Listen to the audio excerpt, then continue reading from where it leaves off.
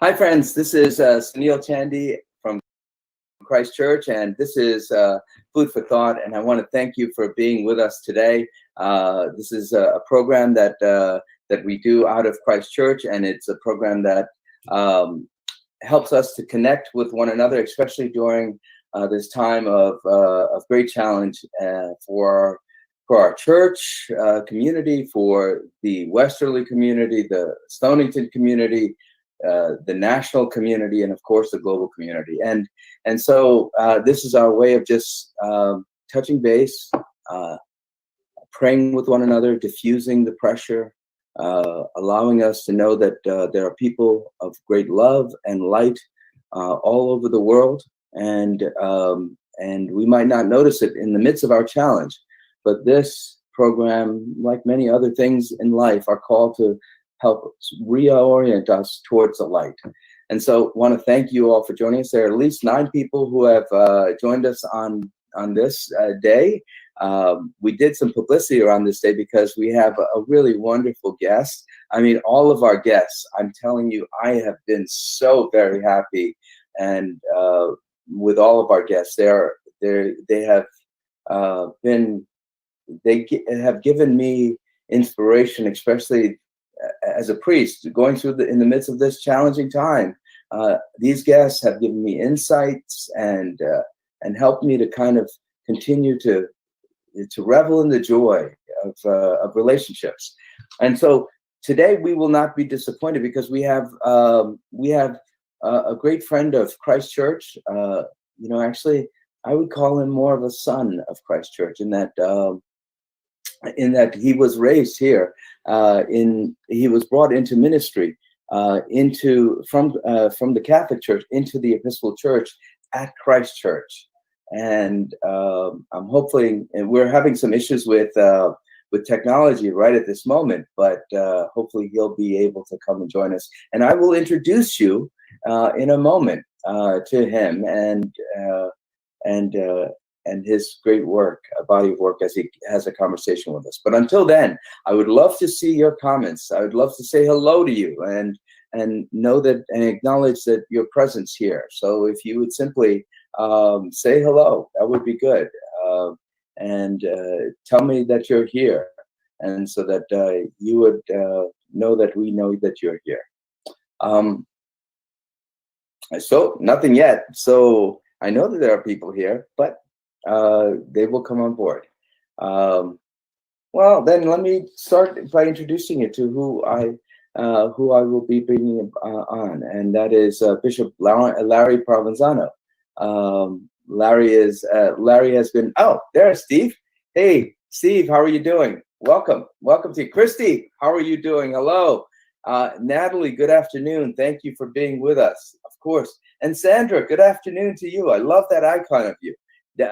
Anne and Jan, and thank you for Patty. Patty, thank you. Thank you, Christy, for your strength and guidance. Namaste, Betsy. Thank you for being here.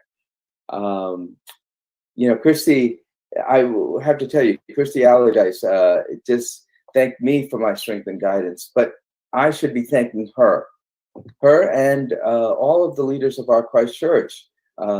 Christy is the director of our Sunday school program, and Betsy was here, and there's also Natalie, who's on the vestry, Betsy Rice, who's on our vestry, our ward.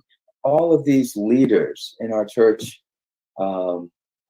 they have, through this time, shown great strength, and they have guided their committees and their people, buoyed them up with their enthusiasm and with their sense of joy. And it's not always easy, especially when you've got a challenging life and a challenging world.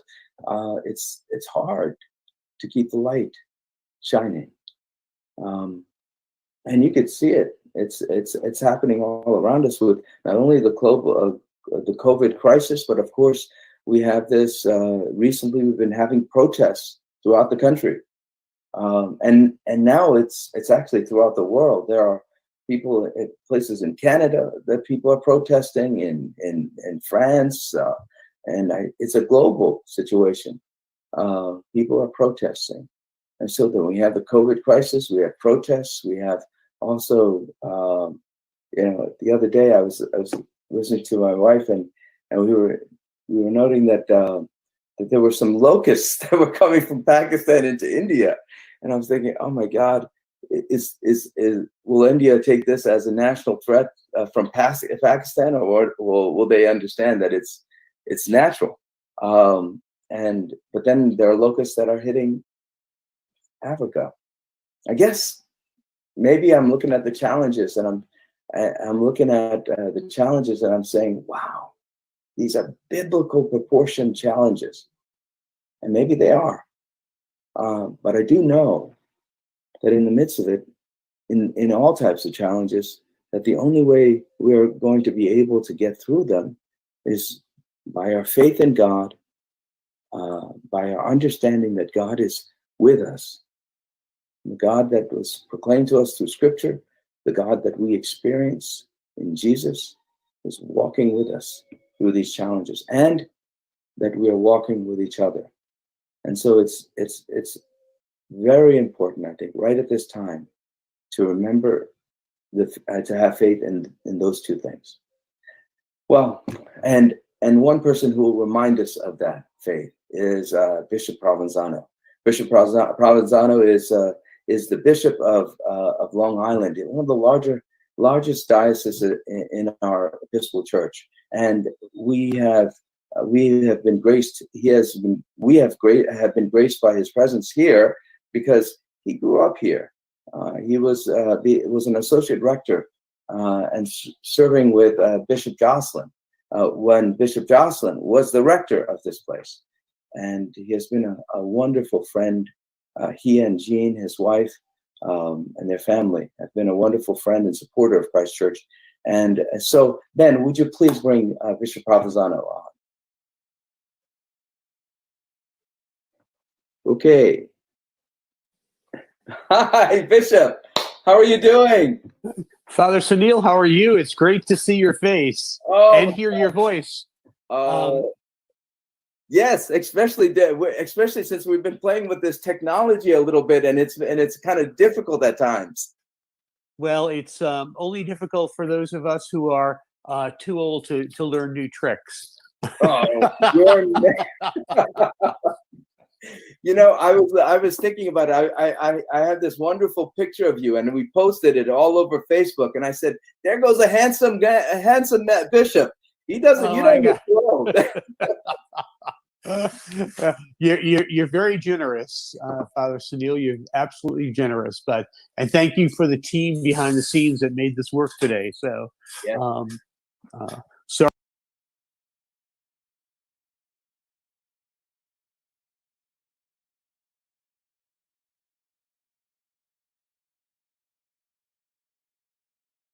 Sorry if I gave you some anxious moments waiting to see if I can get on this live streaming or not. But no, not at all. You've always not at all. You don't give me any anxiety. You only calm my fears, and that's good. Even just seeing you, and I know, Bishop, that there are people who just came on board, and they're all looking forward to just seeing you and knowing that you're okay.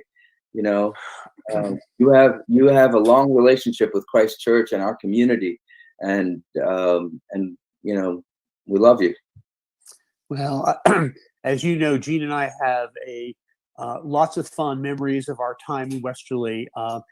We feel like it was the place that launched our work in the life of the church, and we count it as one of those places we call home.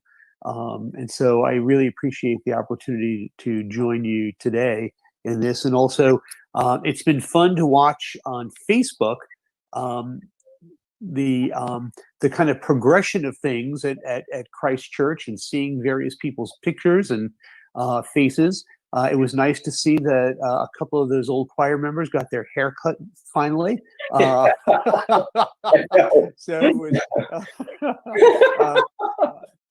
it was really very interesting.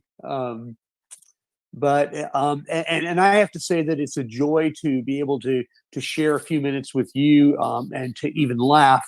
As you know, We are in the epicenter of this pandemic here on Long Island. My diocese includes Brooklyn and Queens, Nassau and Suffolk. Queens has been really the epicenter of the pandemic here in the city of New York. And our diocese owns and operates a hospital in Far Rockaway, in which we serve a community of mostly poor people. About 88% of the care we give is Medicare, Medicaid. And our hospital, as a safety net hospital, was completely inundated with COVID-19 patients. And as early as this morning, received a report from our CEO that things are beginning to level off and calm down. But it's been a really difficult time for the diocese to support the ministry and care for people in Far Rockaway. We serve about 330,000 people on that peninsula. We turned entire floors. Our whole pediatric floor became an ICU unit in order to care for the volume of people who were seeking help. And so it's good to laugh today. So I'm really grateful for the opportunity to do that. I mean, sometimes I think in the midst of this type of challenge, right, it's good to have people that we can find joy to help us find inspiration to kind of meet the challenges. I know, like, I mean, today, right before our conversation, I had to, I was scheduling a funeral that I'm doing tomorrow. And one of the persons was a longtime vestry member of ours. It's her and her husband passed away one day after each other, and I'm talking to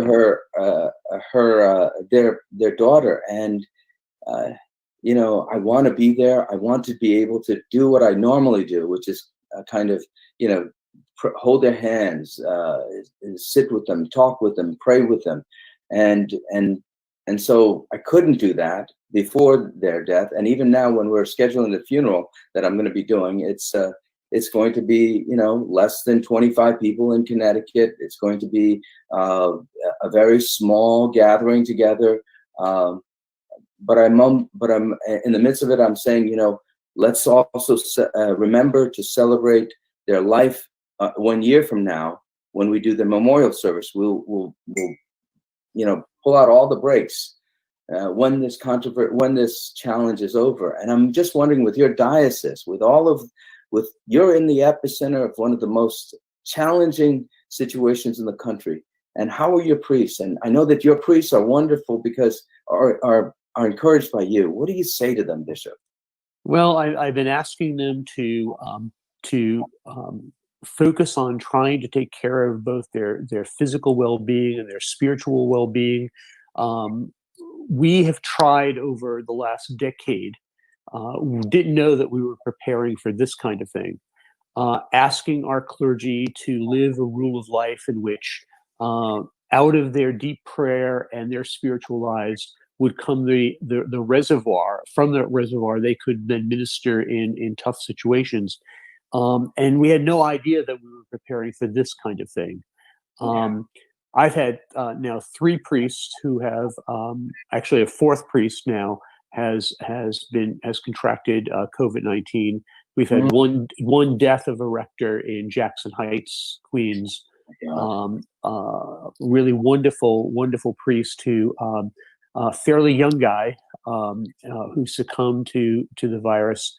And the clergy in the diocese are stalwart. They're moving through this. They're trying to keep their people safe. They're trying to do the things that are right in terms of cooperating with state and local government, but recognizing that they can't be there with their people.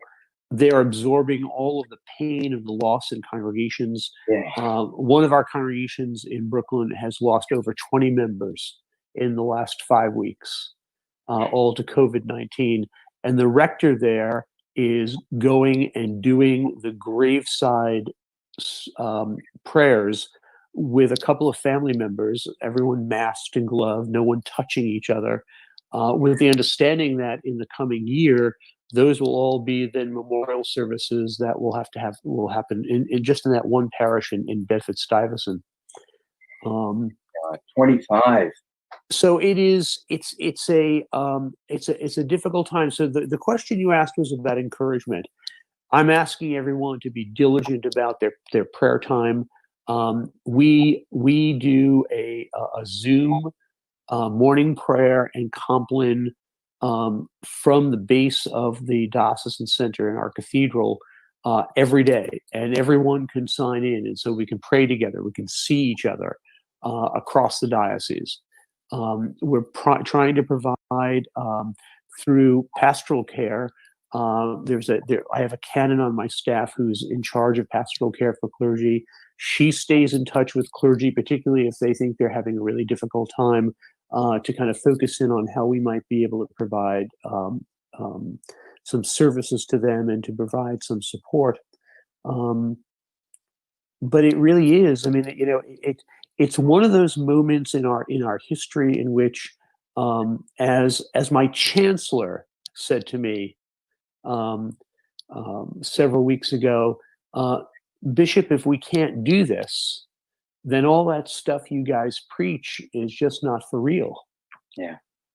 And so we're doing it, and we're going to try to take care of people as they come through. We have put aside, and I know this will sound like lunacy to you as a rector of a parish, we've put aside the financial costs of what all this is doing to us, just trying to put people first, recognizing that we've got real needs and we'll take care of those needs, and we'll deal with, and of course we have people behind the scenes planning for this, but we'll deal with the financial implications of this when we're able to kind of pick our heads up again and take a deep breath. So it's become a really difficult but grace-filled time. People in my diocese now are getting tired of hearing me say this across various venues, but this is a time for the church just to be the church, to do what the church does. And what we do is raise up before God's people issues of concern, their needs, trying to make them feel like they've got the support, that their faith life is going to be a place that they can rest in as they face the various struggles. And while we're doing all of that and trying to be supportive, also providing them with some of the material needs that they need to meet the days ahead. It's not been a very easy time, as you know. Yeah, no, and Bishop, I think that's a message.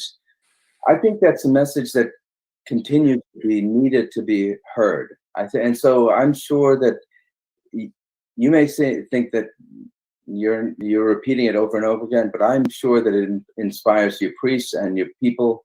And I know even now when I hear it, it's a wonderful message. And you're right. I'm a rector. I'm concerned about finances, but we have people who are at Christ Church. We have brilliant people who are concerned about finances. But I feel the same way. I agree with you. If we do ministry, it's all investment in the future. We're building the church. The other thing is I've been noticing in terms of this in our experience here is that we've been so tied to the building. We've been so tied to the building. And so whenever Westerly, our Christ Church is gorgeous, right? And it's right in the middle of town. It's like on a little hill, and it brings light to our community. And, when you think of Christ Church, you think about the building. Now, when I think about Christ Church, it's the people. It's the people. It's what we do. And I think that's what you're saying too, right? Yeah, Father Sunil, I think one of the things that is emerged out of this is that we're going to have to be clearer moving forward that the church is the people of God, The buildings are really wonderful. We're enshrined in them at times. They become location. That's important, particularly in our denomination, that the incarnational nature of that we come to a place, it has substance. We take care of it. It is all expressive of our faith life. But at the end of the day, it's the people of God. And to watch how people have adjusted. Yes. A little snapshot.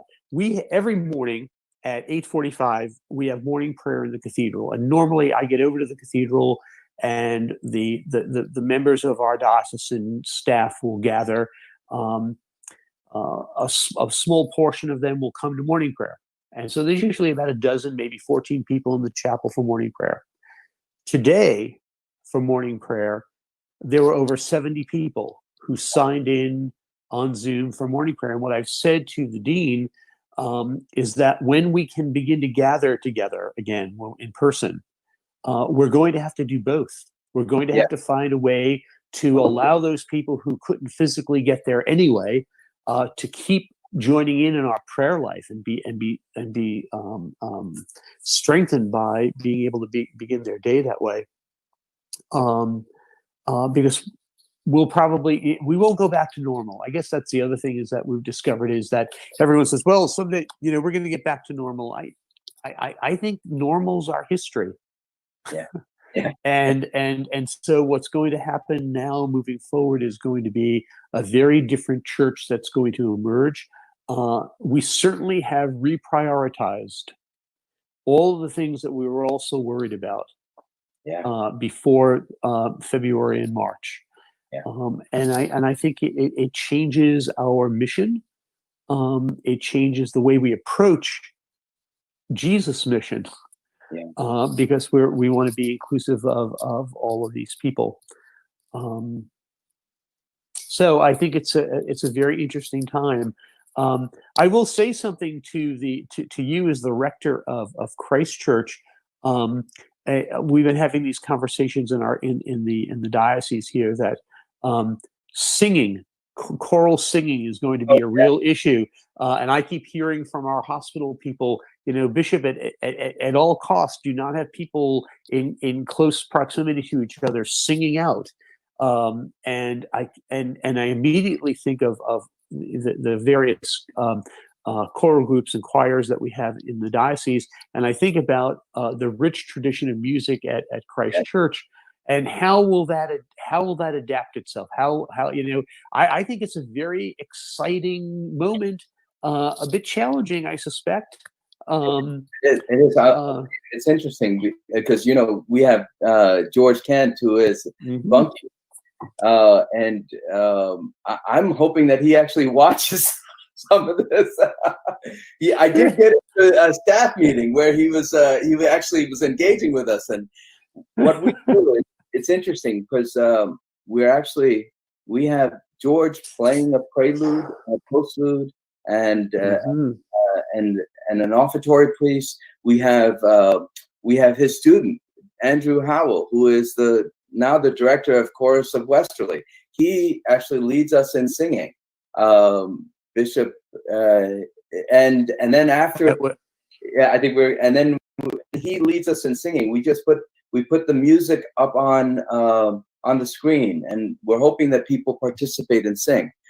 But we're the choir, that 35-member choir that we have not had them gather together for now 2 months, and luckily we're getting all of those. Some of those, we're getting a lot of people who are following us and engaging in ministry through our virtual ministry, and so we're building that community. But it is an adjustment to us. It is a great adjustment. Yeah. And in the challenge of the crisis is the opportunity for God's grace to provide us some direction. It'll be the place in which the church can grow in its ministry. We just don't know what it is yet. And I think for us to be able, as church leaders, to be able to say, yeah, things are going to change and things are not exactly going to be the way they were. and we're not even sure where God's taking us in this. And yeah, we can put some plans together. We can pray about it. We can do some projecting out. But at the end of the day, you and I didn't know that we could ever do this several months ago, and That's right. here we are. So Yeah. who knows what can happen? It reminds me of that. When Jesus is commissioning his disciples, and that wonderful passage where actually in Acts chapter 1 verse 8, where he's about to be lifted up, the ascension, and then he goes, and basically, you go, and you'll be given the power to witness in Judea and Galilee and all over the world, right? And then I'll go ahead of you. I'll be ahead of you. I'll be one step. I'll be there before you even get there. In other words, and I think that's the thing. I mean, that's our faith. I think right at this moment, we don't know where it's going to go, but we know that God's there already. And Sunil, one of the things that I'm really encouraged with, just building on that piece of scripture, that innately the faithful people of God already know that. They're I think people are less anxious than we are. Yeah. We're charged with the responsibility of kind of organizing things and getting things in the right perspectives and all of that, and to kind of plan ahead. I'm sure someone has already said to you, "Well, that's your job, Father. You got to figure out how we're going to do this. That's what we pay you the big bucks for." I get that all the time. But in actuality, what I'm witnessing is that a lot of our clergy are being able to function in this reality and be a bit calmer by the reaction of the people of God, who are saying, you know what, this is really, it's not ideal. We don't want it to be this way all the time, but it's okay. We're going to be okay. We're in communication with each other. We're trying to take care of each other. I think there are some learnings in this. Again, the crisis creates the opportunity for God's grace to be at work in us in ways that we might have even resisted. Yeah. And so I'm grateful for that. I'm sure you, like so many, have had some very anxious moments about how much longer is this going to go on, and when are we going to get people back into those buildings? And in the meantime, ministry is happening. God's people are being cared for. You know what my anxious moment was, we're preparing the service, and in March, right after St. Patrick's Day, we had a big celebration planned with this, and then Bishop Nisley, Bishop Nisley, of course, well, and wonderful, intelligent man. He calls and he says, "Look, you're gonna have to readjust." And then the very next, and we're still wondering what we're going to be doing. And so we took the step immediately to cancel the service the next Sunday, and then start using Facebook online and doing Instagram, and started to lean in onto this stuff.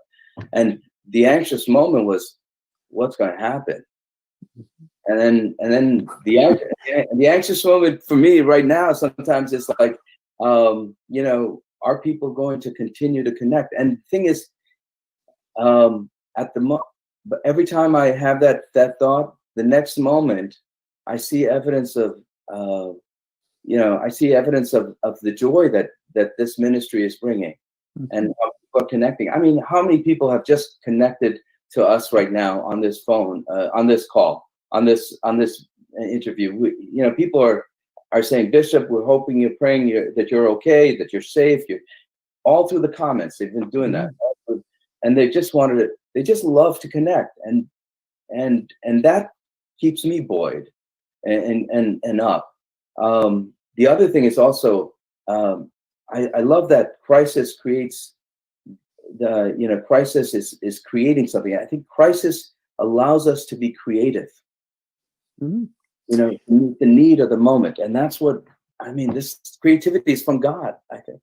Here we sit in between Pentecost Sunday and Trinity Sunday. And I think about this. No one would have wanted this to happen No, at all. Amen. But there's a Pentecost moment in this. There is a realization of the Holy Spirit doing something that we could never have imagined. And so, the crisis creates an opportunity. We could stay locked away, or we can find ways of embracing the technology. I mean, in a lot of ways, the technology has allowed us to go back into our own history. We're gathering people because we can't celebrate the Eucharist. We're gathering people in small prayer groups, in home prayer groups, in doing morning prayer and preaching and exchanging opportunities for formation in ways that we abandoned decades ago. Because everything had to be programmed and everything had to be in the church buildings. And, we failed 20 years ago as an entire church, not just the Episcopal Church. We failed 20 years ago to embrace the idea of doing small home groups for study and formation. And now that's what's working. That's what's keeping us together. Are people doing those kinds of things? And then, of course, with Trinity Sunday coming, the opportunity for us to be involved in the love of God and that kind of divine dance of the Holy Trinity, in which we're invited in to relationship with God. And so I keep going back to what's the thing that's going to sustain us. I think it's deep prayer. I think it's finding our way back into our regularity with the study of Scripture, the study of our own tradition, so we don't lose a sense of, well, who are we as Episcopalians? With all due respect to your friends across the street, we're not Congregationalists, and we're not Methodists, and we're Episcopalians. We have an Anglican tradition that moves us in certain ways. Interestingly, and I know I'm doing a lot of talking, but the Anglo-Catholic tradition of our diocese here in Long Island has been bolstered by this crisis. You know that the late 19th century and early 20th century movement of Anglo-Catholicism in the Anglican Communion provided social justice action out of a deep prayer and liturgical life that has sustained this diocese here for 152 years. It is how we operate. Our cathedral is the Cathedral of the Incarnation, and the kind of the subtext is, therefore, everything that is created of God is our work and our business. The church has got to be involved in all this. We spend lots of time and lots of money doing things like community action and all that as outward and visible expressions of the love of God. The theme around the diocese was, you can't just preach the gospel, you have to live it. If we're not taking care of people in the streets in Brooklyn and Queens and Nassau and Suffolk, then we have no business trying to get them into church to preach to them. And so there's been this kind of movement. This crisis has put that to the test in ways that I could never have imagined. Parish clergy who weren't having to pay attention to what was happening in their building. They had to get very creative about social media and prayer times and worship times for Sundays, volunteered as orderlies in our diocesan hospital. Wow. Because people were being overrun. I mean, there were just too many patients. We had doctors moving beds and moving patients, so we needed volunteers, and clergy started volunteering to do that, all out of a sense of, I can prepare for liturgy and I can get ready to preach and all, but here's something very tangible, incarnational that we can do to help people. And so it's been really a very sad time. I mean, we are surrounded. We're surrounded by people dying. and people being sick. And if that wasn't bad enough, now we've got all this rioting that's going on, and all the things that are happening in relationship to the death of Mr. Floyd in Minneapolis. And so it's crisis upon crisis. It's been challenge and opportunity for the church to be the church. I just one more thing I think is really that helps me. I mean, all of what you're saying is beautiful. The one thing I think I would just want to add is just being in relationship to people like you, with other Christians, to help each other along, and reminded of it, all that you have been just saying, Bishop. I mean, I'm so glad. I'm so glad that I know you, and I'm so glad that Christ Church has been an important part of your ministry. I'm so glad that we have you as a bishop in in Long Island, but also in the national church. I'm also glad that we have priests in your diocese who are willing to do what's necessary to help the gospel be proclaimed in action. I'm grateful to you. Thank you. Father Sunil, thank you. And thanks for the encouragement and the support. And know that you are all in our prayers. Christ Church, you specifically, and the people who have come even since our departure from there in the late 1980s, that we hold you in prayer. You're on my prayer list all the time. And so I'm very grateful that I had the opportunity to have this exchange with you. I really appreciate the fact that the technology worked. So it's great to see you. And in the context in which we all find ourselves, let's just keep praying and supporting one another. I think that's really important. And recognize that it's going to get harder before it gets easier. It's going to be a very unusual summer for all of us, I suspect. Yeah. Well, Bishop, thank you again. Thank you. Keep praying. Keep safe. Send our love to everyone in Westerly, and hopefully we'll get a chance to see you all soon. We've got to get you back here again. Yeah, well, we'll have to come up with some really colorful masks. Yes. All right. God bless you. God bless, brother. Thank you again. All right. Thank you. Thank you all. Okay. Again, thank you, folks, for joining us. Again, another example of a person who's doing great ministry out in the world, someone who's proclaiming the light of Christ to the world, and in a hard and difficult time. And that allows us to know, I'm hoping it inspires us to continue to pass our own light, the light of hope and of joy, to the people around us. There's a lot of hate and a lot of anger going around. Let's pass on love and joy and hope, and our world will be transformed. Let's end with this prayer that we usually do for our world. The Lord be with you. Jesus Christ, you traveled through towns and villages, curing every disease and illness. At your command, the sick were made well. Come to our aid now in the midst of the global spread of the coronavirus. Heal those who are sick with the virus. May they regain their strength and health through quality medical care.